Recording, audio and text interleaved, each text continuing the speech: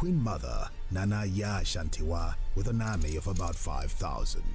During the fighting, Queen Ashanti and 15 other closest advisors were captured, and they too were sent into exile to the Seychelles. Her dream for an Ashanti independence from colonial rule was realized on 6 March 1957, when the Ashanti Protectorate gained independence as part of Ghana.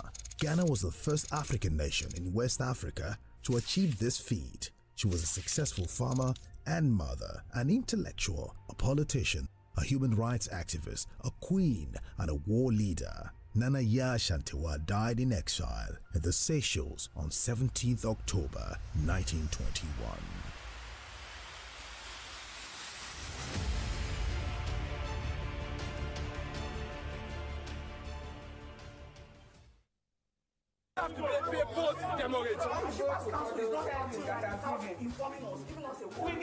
When shippers groan under the weight of ceaseless charges that tend to throw them off balance in the sector, Nigerian Shippers Council promptly comes to their rescue. We will all of us work together as a team to move our country and indeed Shippers Council forward. To get justice done without the money for any charges. It's Tidbit, the world's and the first to break the 24,000 TEU mark. Allah Inland Dry Port is born again. Finally, the eagle has landed. The essence of a dry port is to decongest the port and make the shipping services nearer to shippers. Join us for a smooth sail on your favorite maritime program, The Shipper, brought to you by Nigerian Shippers Council, Nigeria's port economic regulator.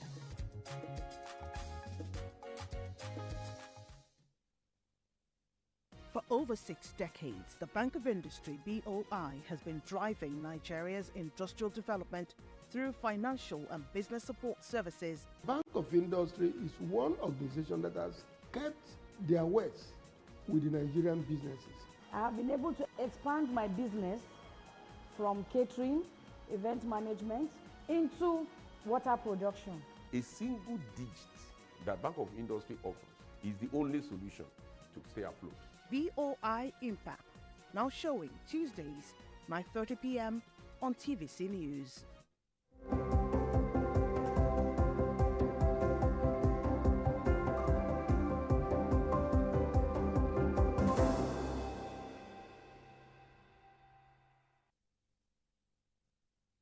Good morning, and thank you very much for joining us. I am Yori Folani. Hope you had a great weekend. Well, it's worrying, isn't it? The sort of unending spate, the unending banditry spree in the northern Nigeria. So much so that in very recent times, everybody has been, seeking to intervene. Some time ago, the Sultan of Sokoto had asked government to step up its intelligence. Camps are being attacked. And quite frankly, it looks like, in fact, there are those who are saying that it seems to have become something of an industry now, banditry, kidnapping, and the like. Well, we have an expert today, a conflict researcher, Dr. Murtala Ahmed Rufai. He joins us from Sokoto now to look at this problem. A fine morning to you, Dr. Rufai, and thank you very much for making time for us. Good morning. Thank you. Yori Folani is my name in Lagos here. Thank you very much for making time for us.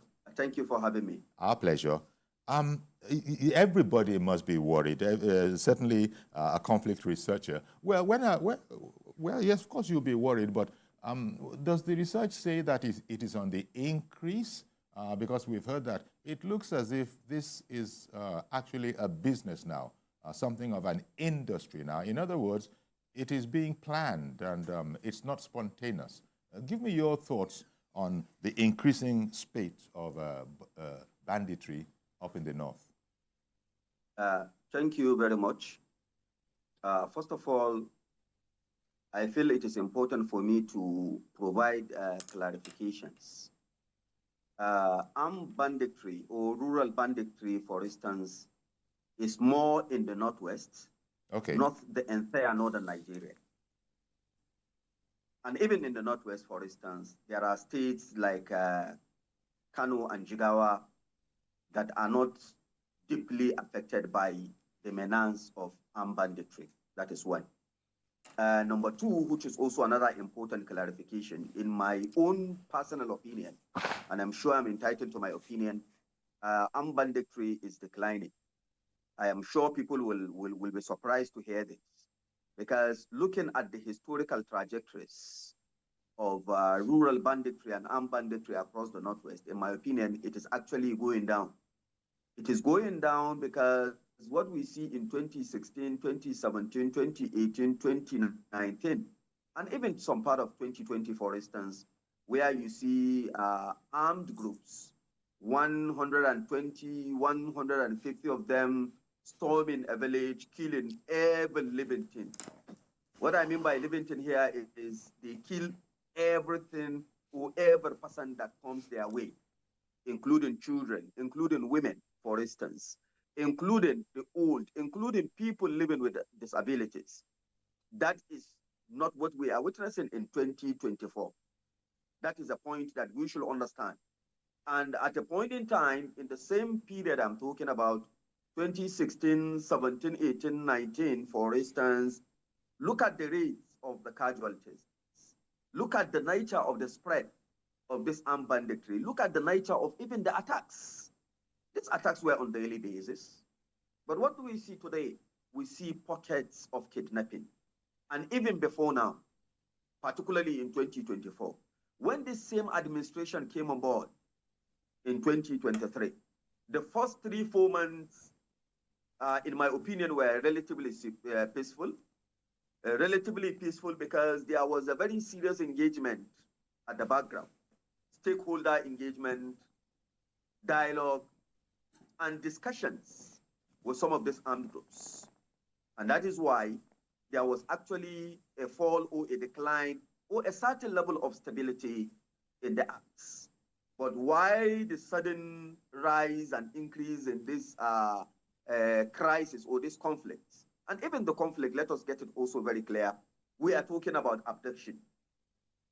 Abduction, abduction. Of course, there are cases of attacks and also killings of innocent people in communities, but it's not as rampant as what was in the past, one. And now kidnapping is the trend. And looking also at the historical trends, this is something that started with the act of cattle rustling. And when it graduated from cattle rustling, it moved into the main act of what? The main act of armed banditry. Not even cattle rustling, sorry. As a farmer had an issue that's transformed into cattle rustling actually graduated into the act of banditry. And by extension, the bandits going into communities, killing every living thing. You can't count the number of communities that were destroyed, that were actually displaced by these bandits during this period. But in 2024, what do we see? We see a return of this violence, specifically abductions, with very few cases of attacks on communities. The question is why? Yes. When the same government came on board, to be very frank and candid with you, I'm a research person and also conduct research at the grassroots. The communities have hope, confidence, trust, and optimism on the part of the government at all levels. Here I'm talking about at state and also federal level. They have the belief and the feelings that this new set of leaders that emerged after the election were people that are absolutely neutral in terms of armed banditry. If I talk about neutral here or neutrality here, I am talking about people that are fresh into the system. And these bandits, including the victims, have the hope that they will come to an end of this particular conflict. We've seen communities organizing prayers for the Zamfara state government when he came aboard. We've also seen communities not sponsored, not politically motivated, also praying, organizing prayers for the governor of Katsina State, the Korada. So also in Sokoto. And when you look at the nature of this governors that are very determined, hardworking, and came with the zeal to work. But unfortunately, they derailed. They derailed because the idea of vigilantism, people will call it vigilante, but in my opinion, I don't see them as the vigilante I know. I more or less see them as members of ethnic militias, if you like. I also see them as members of the militant vigilante group that we see operated in Zamfara in 2014, 2015, and 2016. That is the Ansake.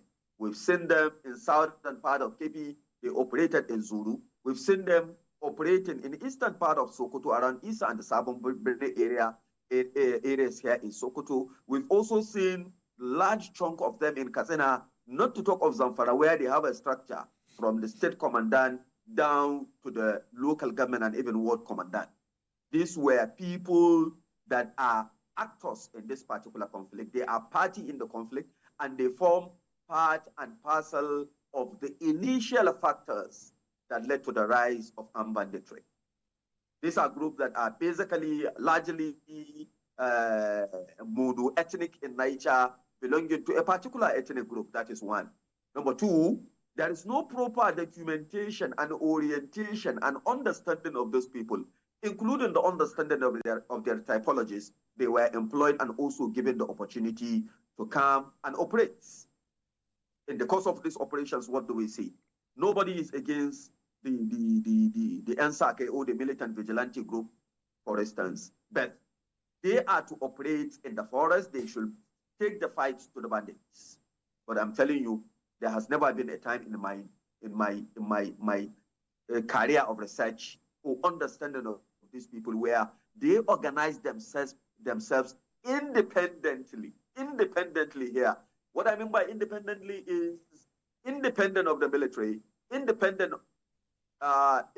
of other security forces to go and fight these bandits, knowing fully well that they know these bandits by their names, by their location, by their family background, by where they operate. They know them, not only the leaders, even the foot soldiers are known by these people. But the question is, why can't they take the fight to them? That is the fundamental question. But what they do, and the most annoying part of it, is extrajudicial killings. We've seen in recent times media reporting extrajudicial killings by these groups. But I also want you to understand there are 1,001 cases that are underreported or not reported at all. Because those that were reported to some extent are related to people that are influential in the society.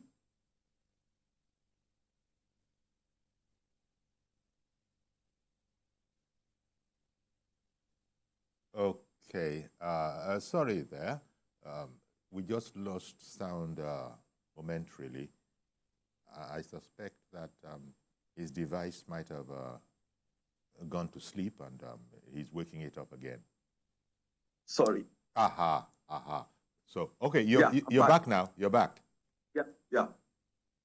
Yeah. So what I am saying is those extrajudicial killings reported by the media are those that occurred in the urban centers or in towns where people have access to social media. But believe me, there are 1,001 cases that are not reported at all. And the mode of operation of this vigilante group, again, they operate like bandits. They move in bands, on motorcycles, ransacking communities, identifying people who they thought are informants, killing them at sight. And that is what is actually inciting this violence, and there is no any other reason behind the rise of this violence other than the celebration and the political party, the celebration and the graduation of these people we see that are called the vigilante. More importantly, I also want us to take note, there are quite a number of them that were recruited and trained that could not go back to their villages. They could not go back to their villages because of several reasons. One of the reasons is that their villages were absolutely against their participation, because these villages were in peace. They have actually found a way of creating peace for themselves. Now, the mere fact that having one of them to participate in vigilantism, meaning that trust and that peace accord is broken. And on that basis, some of these people could not go back to their villages. That is one. Number two, there are people with a very criminal background employed in the name of what? In the name of vigilantism, in the name of this new form of vigilantism. Some of them find it very difficult to go back home, even though they feel, yes, they need to go back home. And not only that, there are also quite a number of them that were profiled by the bandits. They want them to come back home so that they will get them eliminated. Meaning this method, in a nutshell, it is not a method that will ensure solution, an enduring solution to armed banditry. The only option, in my opinion, is dialogue. And I have a reason for saying that. Now, in the history of armed banditry, particularly in Zamfara, where I know very, very well, Shinkafi local government area was at a point in time a dead end. A dead end in the sense that every now and then, 2016, 17, 18, you heard of attacks. And these attacks, the bandits have succeeded in raiding virtually most of the villages, to the extent of daring and moving into the main local government headquarters, which is Shinkafi town. Even Shinkafi town, at a point in time, was ransacked, and large number of people in the local government area had actually fled to other safe or safer areas. But as we speak today, Shinkafi is the most peaceful local government in Zamfara. In fact, Shinkafi town, as we speak, is more peaceful, free of abduction, free of attack, free of human rights violations than even metropolitan Gusau, which is the state capital. Why is it so? Because the communities have actually identified the problem, they have identified their differences, and they have sat down and agreed collectively to address their differences, and that is why they have peace. Banditry in the northwestern Nigeria, an additional point, to some extent is associated with Kachala Turiji. Kachala Turiji is alive, is active, he is today in Fakai, in the same Shinkafi local government area. He operates around Shinkafi and the Isa local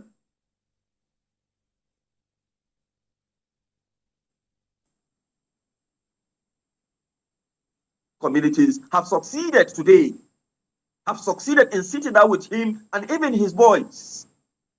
And there is absolute peace has returned.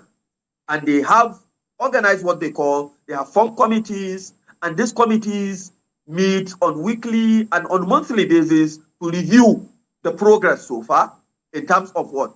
In terms of what they were able to achieve. And now we have seen, of course, bandits in Shinkafi local government with their rifles, but having nothing to do with the rifles. Some of them will tell you that they are sick and tired of carrying this rifle around because there is now peace in the land. This same bandit we are talking about in Shinkafi will not in any way engage in attack on their own community, neither will they also allow any other bandit to intrude and also attack the same local government area. By extension, there is peace. And this peace is as a result of dialogue.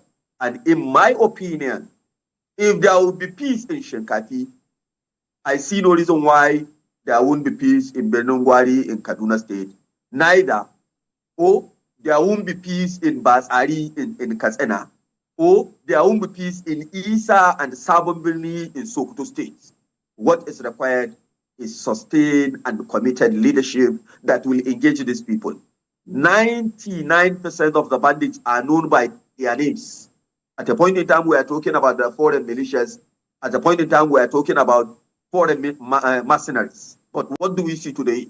They are people that we know, they know, and they are people that are known by the community. And if you give the community the chance today to engage, I'm telling you, they will engage and engage fruitfully, and the whole story will come to an end. Thank you very much. Wow. Thank you very much, Dr. Rufai. That is something of a tour de force. Especially when you started the area where you're speaking about neutrality upon the change of guard, neutrality in terms of banditry, and also your opinion that, look, the only way out, as has been proved in certain areas, is dialogue and negotiation. Well, maybe shed a bit more light on there, because that very process has been viewed with suspicion, maybe not from those who are directly concerned, but for other persons, other commentators around the country.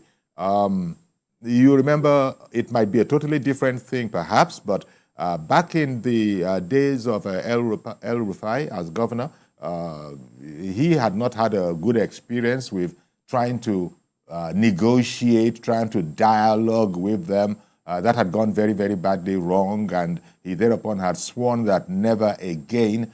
So that area, surely it must be managed very, very carefully. And these people, indeed, the people who are being dialogued with, negotiated with, and you said everybody really knows everybody, when we come down to the brass tacks, how can they be trusted? And even if you do trust them, are they not constituting themselves then as a law unto themselves based on the force that they know they can deploy if necessary?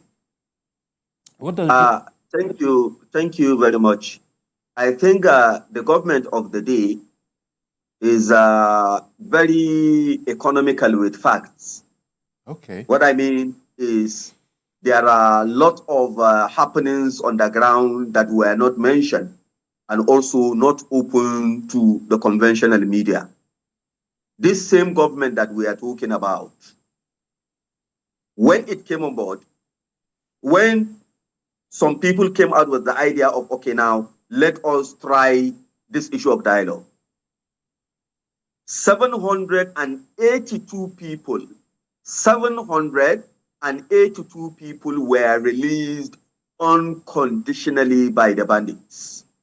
Unfortunately, nowhere in the social media, nowhere in either the printed or the electronic media where you get this information. They were released unconditionally in the sense that not a single dime was paid.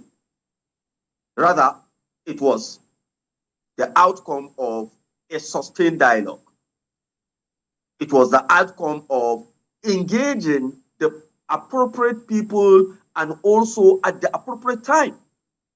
We have seen some of these bandits that have repented with the emergence of this government. I am an eyewitness. I participated in the dialogue. Let me be very frank and candid with you. I joined some of the teams that went to the den. We met these people. We sat down with them. We discussed with them. Some of them even surrendered their weapons. It's to tell you the level of what? It's to tell you the level of trust and the level of confidence they actually have on this particular government. But the only challenge that I see is that the government wasn't too comfortable with the approach, even though it was working, even though it was actually yielding fruits, but it was done on the ground. That is a challenge, and a very big challenge. For all those that followed some of these activities and conduct researches on this, they will tell you that there is no solution to armed banditry other than dialogue. Of course, some people, more especially within the media cycle, will tell you that it was done in the past. I will say yes, and at the same time, I will also say no. Why am I saying yes? We have seen bandits assembled by state governors, hitting them, joking with them, telling them beautiful stories in the name of what? In the name of dialogue. We have seen governors, for instance, inviting bandits into the government house. I know a state in the Northwest where in the same government house there were apartments for repentant bandits. And they are called repentant bandits, but in the actual sense of the word, if they are sick and tired of their atrocities, if they are sick and tired of their atrocities in the forest, they retire back to government house and dine and even wine with those in authority. We have also seen in the same northwestern Nigeria where a major bandit kingpin was made a special advisor to one of the governors in the past. That is not dialogue. Not only that, all this process from Katsina to Sokoto to Zamfara, for instance, and yeah, from Katsina to Sokoto and Zamfara, where people talked about the dialogue, meet them and ask them, how was it done? What is the process of the documentation? What is the mode of engagement? Who and who were you able to engage? And how did you engage them? And what is the outcome? Did you succeed in mapping these people? Did you succeed in profiling them? Well, this is all very, because this is very intriguing. Dr. Rufai, I beg your pardon for interrupting you. I just wanted sort of a breaking, I beg your pardon for interrupting you. A breaking news right now on our screen. We can see the Air Force, is that Air Force One? The president is landing in Niger State, and that's just like breaking news.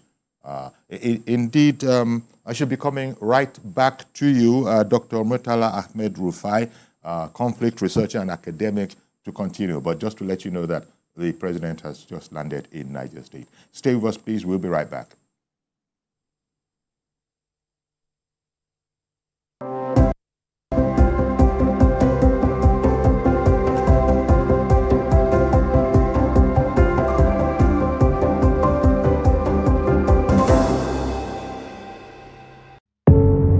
Doubt and fear doesn't occur at the canvas, it shows in the canvas. It shows the conation of raw earthen material slabbed, stroked and molded at a pace provided by the doubt and fear. Every move weigh in the struggle of one to the other, merging the past to the present, brushstrokes of colors seen but not known. For when the wailing stops, the pieces settle down in abject beauty erected for a century of a century. Speaking, advocating, protesting as the arts are meant to be.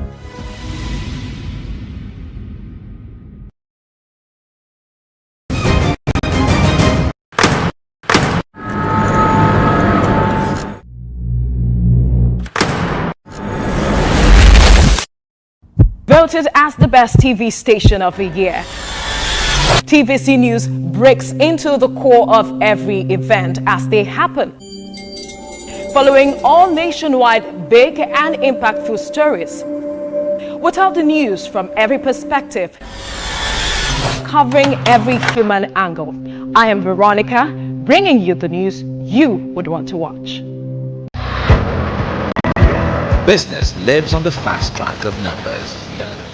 Business is a strange world where low numbers means something different. But its currency, our speed and time.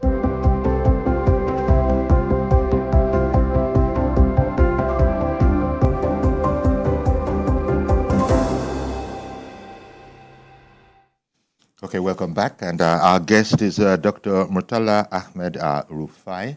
He's a conflict researcher and academic, and he's been explaining the spate of violence and really, as it were, describing it and telling us what actually is going on, which most of which, a lot of which is, as he said, shielded from conventional media, and that there are devices. And well, I was just saying to him, and he was explaining about that. I had said to him, I was a bit astounded when he said that the only way out, in his opinion, is that there has to be dialogue, there has to be negotiation. And then he went further to say that a lot of the actors, so to speak, are actually known to the authorities. So much so, and perhaps the most astounding one that he said was that there are some of them indeed that are no strangers to state houses up in the northwest there. Now, I imagine there are a lot of viewers that will be watching this and will be equally as astounded.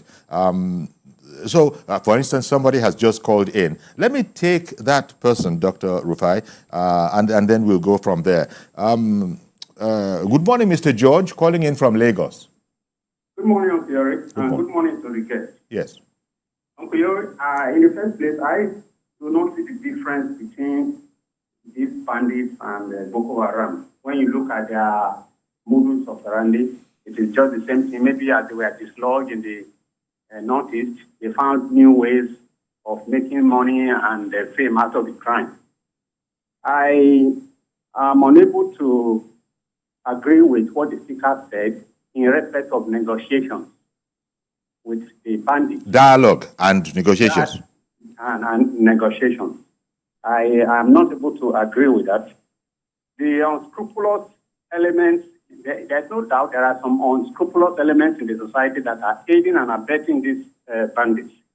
But the government needs to do its work in spite of that by making sure that any bandit or kidnapper that is caught is given the appropriate punishment according to our law. What we see is even the ones that have been arrested, once the army or the police arrest them, we don't hear anything again. And in no time, they will come and break the jail cells and release the people in detention. Then they go back to the bush to continue with the same business. The military, in my view, Uncle Yori, should be going after these bandits. Because, like the speaker said, the people know these people. They know where they are. He said that even the community members know their names and their backgrounds. So the military cannot say they do not know where these people are. And they don't need to wait until the president gives an order before you, get rid of a criminal. I've been saying, and I will continue to say, that the president should give the military chiefs KPI, like he has given to the ministers, and let the National Security Advisor take charge of it and monitor them. Key performance index for them to know that if they do not meet up with the expected standard, they stand to lose their jobs within a specified period. Okay. Because to me, it seems it has also become some element of business among our security chiefs. In some cases, we see where even a minister came out and said the illegal miners are also sponsoring these bandits. It has got to a point that a minister has to come to the open to say, this is what I know of this. Why am I pointing out this one? It's because those that have been identified in this business were not properly punished. They are not properly punished. If they are not properly punished, more of the business will thrive. More people will go into it. And lastly, Uncle Yori, this government, I dare say, is too lenient on criminals. You can't be nice to criminals. They will bring you down. Okay. Let me take the perspective of our guest on that. Well, Dr. Rufai, you heard his opinions in there. Yes. Yes. Thank you very much, George. Yes. One thing I want us to understand is that we should try as much as possible to avoid city and the urban interpretation or analysis of a rural phenomenon. What we see in the media is absolutely different from what is the reality on the ground. Boko Haram and bandits are two different groups altogether that operating in two different worlds. If there are patterns in terms of their strategy of operations, for instance, one could say yes, the way they attack communities. There is a relative success in the fight against Boko Haram. Why? Because they belong to a particular zone and in a particular area, and then it is a well-defined and well-organized crime with a certain pattern. For instance, if you break this chain, the supply chain of their logistics, fuel, money, for instance, you have succeeded in dealing with Boko Haram more than 60%. Okay, I beg your pardon. I'm going to have to interrupt you again. The president has just landed. I'm so sorry, doctor, but the president has just landed, Dr. Rufai, and we'll come right back to you.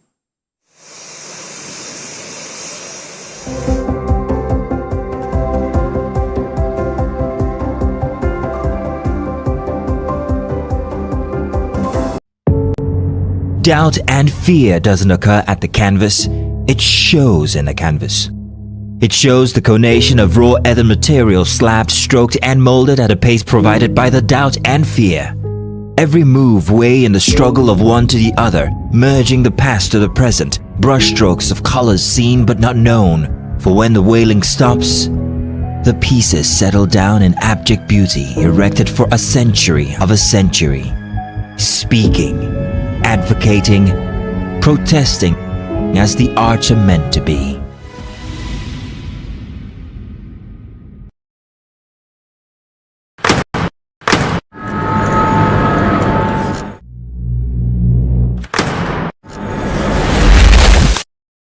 Voted as the best TV station of the year, TVC News breaks into the core of every event as they happen.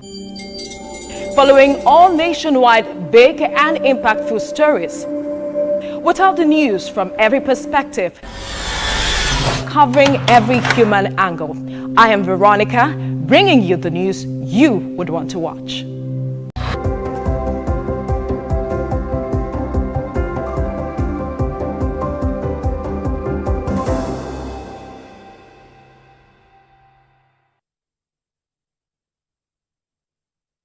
Okay, that has been sorted out. Viewers in Nigeria at the moment will continue with the president's visit to Niger State, but Dr. Murtala Ahmed Rufai, conflict researcher and academic, is with us, and we're now broadcasting exclusively to the world, and in particular to diaspora on Ofcom. Dr. Rufai, thank you for your understanding. The crew has gone where the president has gone, but the program is continuing, and I do want to get the fullness of your explanatory, as it were, submissions, following the caller who had said that as far as he was concerned, he didn't see why we needed to kowtow almost to these people, and he wasn't able to agree that dialogue, negotiation is the best way to go. And you were explaining that before, but now we're back fully, and you have all the time. The observation raised by George. Yes. As I said earlier, Boko Haram and bandits are two different criminal typologies altogether that shares virtually nothing in common other than the pattern of their criminality. But in the case of bandits, what makes actually banditry uniquely different from Boko Haram is that the bandits have succeeded in becoming integrated in the communities, meaning they have moved deep into the communities and they are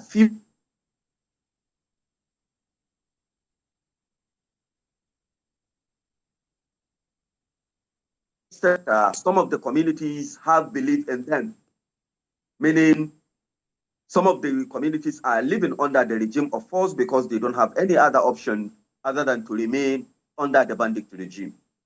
Now, if you are going kinetic, that is the kinetic approach, I am also in support of it. But then we should have a divided line between the kinetic and the non-kinetic approach. Are we going for 50-50 or are we going for 60-40? Meaning 60 kinetic, 40 non-kinetic, or 50 kinetic, 50 non-kinetic. Why I am advocating and promoting the idea of the dialogue, which is of course different from negotiation.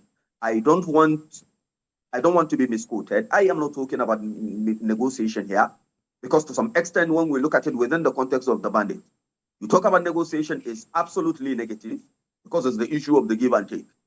Some of these bandits are sick and tired of what they are doing. That is a fact.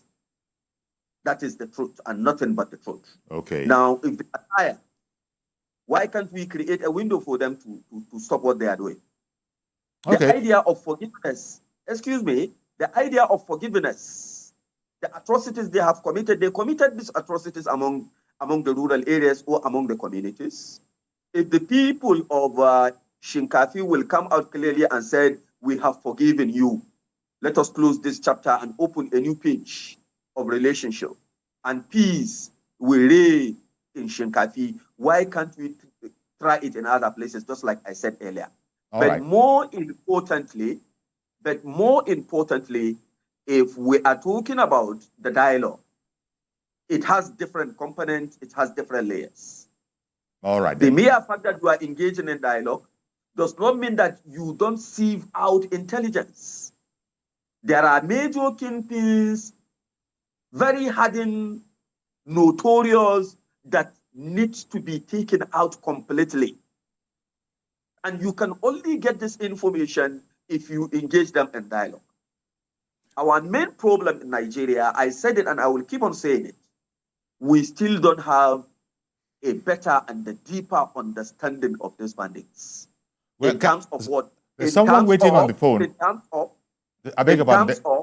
Someone's on the phone, wants to contribute.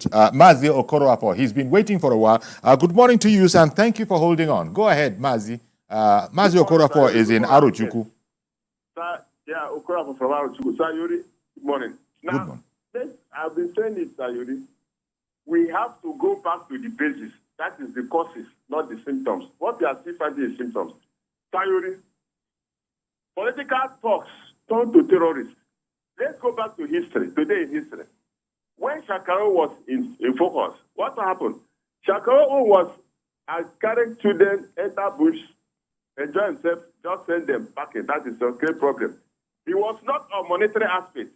What we are seeing now are monetary terrorists into business.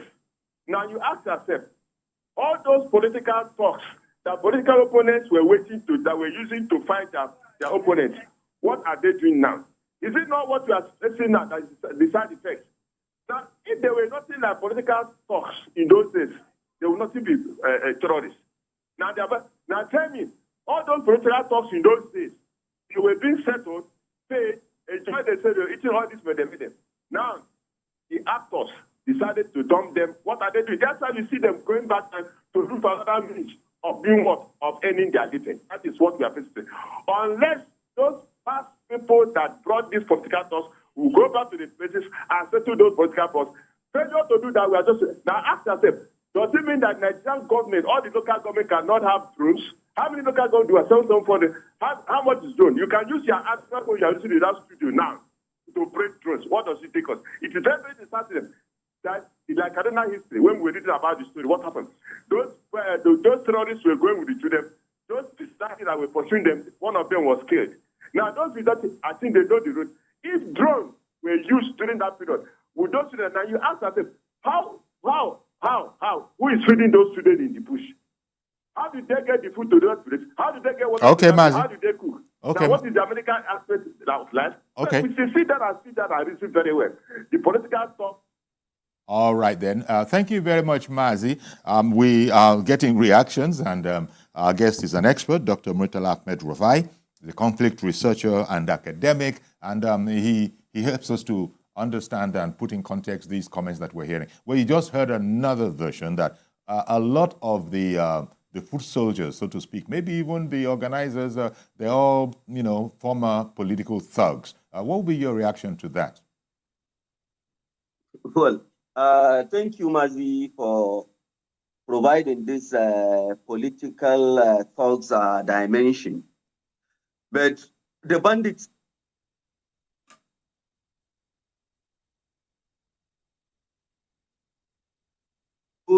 I only know of a single bandit that started his life as a political thug. The late Buhari Ndaji started as a political thug and graduated into a bandit campaign. But of all the bandits, I'm telling you, are people that I know doesn't have any relationship with any political party to some extent. They have never been engaged in party activities. They are never being used as political hooligans, neither have they participated in political thuggery. That is the dimension. We really have a certain classified people or a classification that belongs to the political thugs. And these political thugs are found virtually everywhere, in towns and in cities and even in villages, but are not associated with what? They are not associated with banditry. And what I am saying about the armed bandits is that some of these people started as ordinary agitators, just like I provided the history of the farmer-herder conflict. Yes. They were denied so many rights, if you like. Lack of access to grazing route, grazing reserve, and the watering points. The farmer-herder dispute that graduated into conflict, which is a common phenomenon in the far north. The inability of authorities now to address these grievances of the pastoral communities led to the rise of the first set of armed groups that we know in 2011. I see. Of course, we know how crime operates, and we know the joy they derive from it, and that is why and how it was actually populated. One of the complexities, talk to the military, they will tell you, one of the complexities of dealing with banditry is ability to identify who is your friend and who is your enemy. Ability to identify who is a bandit and who is not. You may see a boy of 12, 13, 14. You may come to his rescue, for instance, but he is either a bandit or an informant, or he is associated to the bandits. The moment you allow him close to you, he shares intelligence, and then the bandit will get rid of you. And these bandits in the past, yes, more importantly, in the past, they were in the forest. Please let us get this and get it clear. But to a very large extent today, they have certain level of territorial control. In most part of Zamfara, most part of Sokoto, most part of Katsina affected by armed banditry, you find a bandit warlord. And that bandit warlord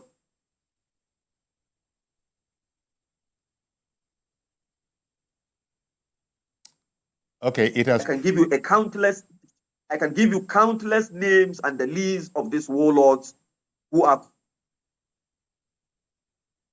Oh dear. Well, it's going in and out. They are then where they used to be around 2011 to 2016 or 2018, now into communities. And in these communities, you talk about air operations or air strikes. What do? The Air Force will tell you. If we decide to strike community A with certain number of bandits, we have high proportion of people who are non-bandits. What do? The issue of the collateral damage comes in. The issue of the international human rights comes in, and other issues.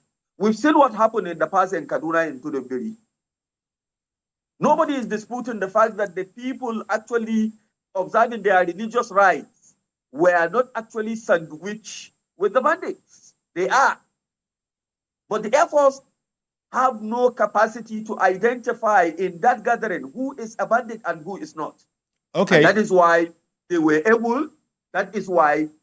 able to cross carpet and virtually get rid of almost everybody. Okay. And that is the issue of the collateral damage. Okay. And it has its own international implications. Indeed. Now, something I need a bit more clarity on, Dr. Rufai, is that you said that, look, in your opinion, there's no way dialogue was going to be almost indispensable in solving this problem. You said that so much so that you yourself had been part of such a dialogue. Is it then that it is misunderstood, the whole concept of dialogue, and what really is the difference between dialogue and negotiation? Because I think people tend to look at the two as the same thing, ending up in the first place. Perhaps that's a misconception. You know, maybe you could clarify that whole area a bit, because people are afraid when they hear about dialogue. There have been other notable, notable people who have been bitterly criticized for counseling very much what you have said this morning, that we need to engage with these people. They say, how do you know where the bandits are? Why are you seen to be almost, that they don't see it as socializing, but why are you relating with these bandits? They are public enemies. You think all of that is as a result of a misconception on the part of the public and the media? Yes, they are public enemies indeed. But I also guarantee you that if you look at the northwestern Nigeria, you can also quote me anywhere. There is no major highway in northwestern Nigeria where you will you stay away from that particular highway 20, 30 kilometers without meeting these bandits. Okay. Or without getting to communities under the control and influence of these bandits. Is to tell you the level of the gravity of the problem. Is to tell you the enormosity of the problem. It is just too enormous that if you say you are going to go 100% kinetic, where do you start from? Well, thank you very much. We abuse the military. I'm coming to the issue of the dialogue and the negotiation. But ladies and gentlemen, very, very quickly, please. We have very little time left. If you could just quickly sort that out for us. Very, very quickly, please. We've run out. We're down to the wire. Hello? Yes, I was saying you wanted to explain the difference between negotiation and dialogue. Yeah. Okay, very, very briefly, please. We've run out of time, sir. Oh, dear. I think the thing stuck. It's stuck. Dr. Rufai stuck. So let me just use this. We've run out of time. Let me just use this to express indeed our appreciation to Dr. Murtala Ahmed Rufai. He's a researcher and academic, and he's been shedding some light on the situation as it relates to bandits. We've got some calls in that have sort of tried to relate to it. A lot of them haven't been as palatable as you might have thought, but he's been explaining it from the point of view of a hands-on, researcher in the field. Thank you once more, Dr. Murtala Mohammed Rufai, and I hope that we can speak again where we will get a bit more in-depth, even though Dr. Rufai was already quite in-depth in his presentation. Thank you very much for making your time available for us this morning. Okay, we're going to have to leave it there. That's our program today. I am Yori Folari. Do please join us tomorrow for a fresh edition. Bye-bye for now.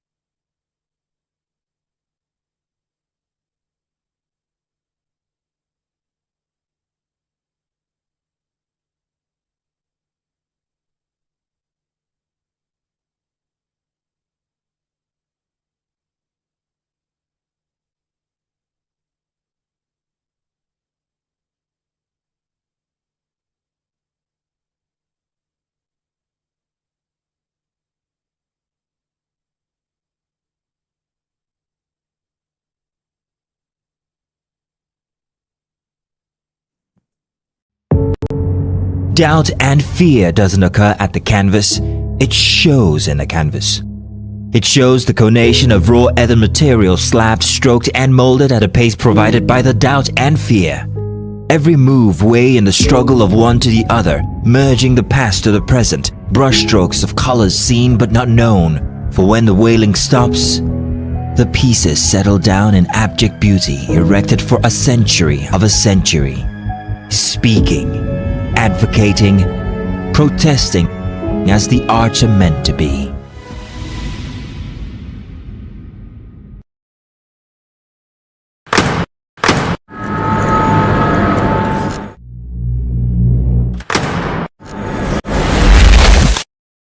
Voted as the best TV station of the year. TVC News breaks into the core of every event as they happen. Following all nationwide big and impactful stories. Without the news from every perspective. Covering every human angle. I am Veronica, bringing you the news you would want to watch. There is always more to a story than the screaming headline.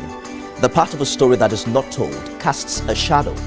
It's like the part of an object that is not reached by light.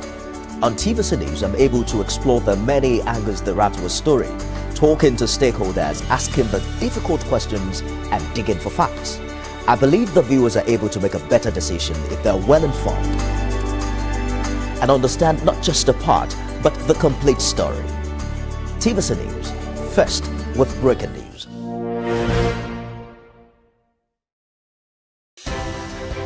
At TVC News, wherever the big news story is happening, we're geared up to break it.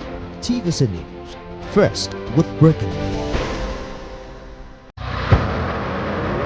Business lives on the fast track of numbers. Business is a strange world where low numbers mean something different. In its currency are speed and time. Finding the open doors of Main Street is not just good business, it's the start of the business. Join us every weekend on Business Week.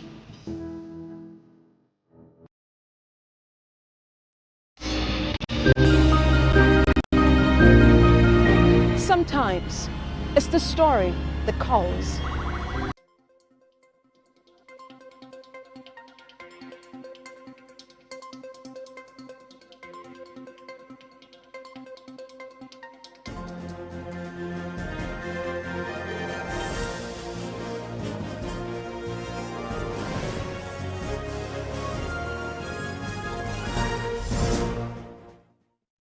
Hello and thank you for joining us on TVC News at 12. President Bola Tinubu has arrived in Minna, the Niger State capital. He's expected to flag off the mechanized agricultural project by the Niger State government, among others. A section of the airport, which has now been renamed the Bola Tinubu International Airport, is designated an agro-processing free zone where cargo will be processed for off-takers. 300 tractors and irrigation systems will be commissioned in preparation for the dry season farming across various local government councils in the state.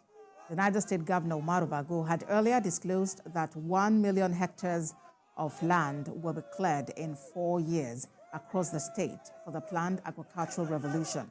The goal is to develop the agro-value chain in the state and create employment. Our correspondent, Chanemi Bame, is standing by live in Minna for more updates on the president's visit. Chanemi, walk us through activities that have taken place since the president's arrival.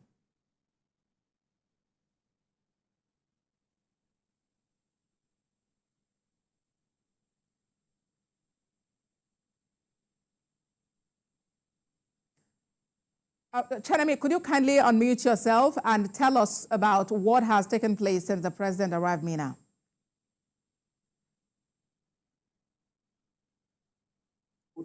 Can you hear me now? Yes, please, I can. You may go ahead. First, it's a brand new day for the city, for inhabitants of Niger State and the indigenes.